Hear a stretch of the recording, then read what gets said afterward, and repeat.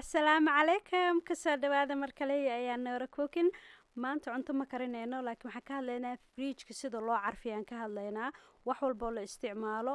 oo waxay u baahan yihiin in la dayactiro la nadiifiyo la dhaqo la carfiyo marka maanta waxaan ka hadlaynaa fridge-ka sida loo carfiyo fridge-ka marmar waxaa laga yaabaa 3 maalin markii hilib xataa ceeriin uu kugu jiro ku iloodo bini'aadan aad tahay inuu xoogaa soo sunyacaa laga yaabaa iyo cunto aadan daboolin oo daboolka aadan saarin haddii aad gelisid of course waxaa ku baxaya eerkeeda ku baxaayo sunyuu yeelanaya marka sidii waxaas oo dhan uga hortagi lahaynaa maanta ka hadlaynaa insha Allah haddaan gudagalaynaa insha Allah waxyaabaha oo isticmaali karto fridge-kaaga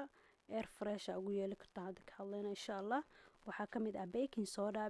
wax nadiifin oo kaliya looma isticmaalo iyo in la cuno baking soda la cuno waa of course tan waa isticmaali kartaa waxaa isticmaali kartaa kaafigan jamrada burka lahaa kafeega bunka jamrada waaye iyo waxaa isticmaali kartaa oatmeal mashaarida iyo waxaa kaloo isticmaali kartaa essential oil saliida la dhaho iyo baking soda isku qasaysaa haddii aad rabtid inuu yacni fridge-ka uu caraf kale uu ku yeeshto marka maxaa la dhahaa taas mashaarida waaye caadiga oo subax la karsado marka baking soda waa tanaa weelkan containerkan aad ku shubaysaa markii aad ku shubtid haddii aad doontid containerkiisa uu ku jiro ku dhaafi kartaa dhib ma laha oo fridge-ka saas ku gelin kartaa marka saliidda waxaa fiican essential oil kadii fridge-ka aad gelinaysid inaad u isticmaashid midda laga sameeyay liin bambeelmada oranjada ah iyo liinta maxaa la dhahaa dhanaanta aha fiican labadaas caraf please wax kale u isticmaalin hana ka badinin maxaa yeelay saliidan strong waaye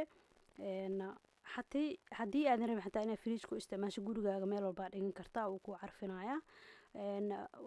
adiga few drops camal ku dareysaa wax aadan ka badinin kadibna waa ku walaaqaysaa waa isdhexgelinaysaa maxaa la dhahaa saliida iyo baking sodada marka wax walba u isticmaali kartaa daarta jikadaada xataa dhigan kartaa ee ku carfinaysaa haddii aadan rabin fridge-ka inaad gashatid wax essential oil leh waa kasaa si aysan kaaga daadanin yacni bini'aadan aad tahay inay gacanta kaa dhifataa laga yaabaa ee dhulka ku dhacdo yacni cara camal ay kaaga daadato fridge-ka dhexdiisa marka waxaa u goynaysaa warqad yaraa u goynaysaa warqadan si ay uga neefsato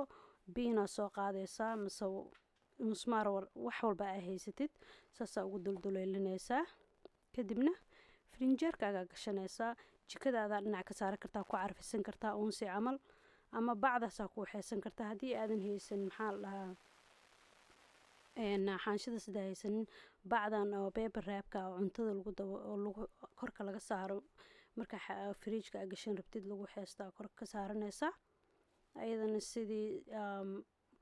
oo maxay afka ka dulduleelinaysaa sida aad ku samayso maxaa la dhahaa warqadii hore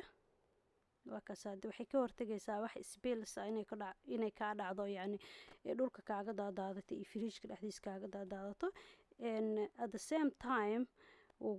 eerka way ka baxaysaa marka waa kaasaa fridge-ka meesha u dambeysaa dhigaysaa hoos kor meeshaa rabtid fridge-kaaga waxaan ku dhahaa maasha Allah saas marka u furta caraf aniga waxba essential oil lama isticmaala baakada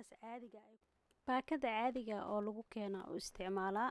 wax kale ma u baahnid inaa xataa dhalooyin aad ku shushubtid exactly sida ay ku imaatay baakada ay ku imaatay duleelinaysaa dhiidkaa ku qoraysaa ilaa 3 bil camal fresh ay ku ahaanaysaa freezer-ka talaajada dhinac wax qalajisan waa gelin kartaa frinjeerkana waa gashan kartaa insha Allah I hope cajalkan inaad ka faa'iidaysatiin haddii aad channel ku cusub tahay subscribe kale cajaladan haddii aad ka heshay time saabsi dhammaantiin kheyr idin rajeynaya assalaamu calaykum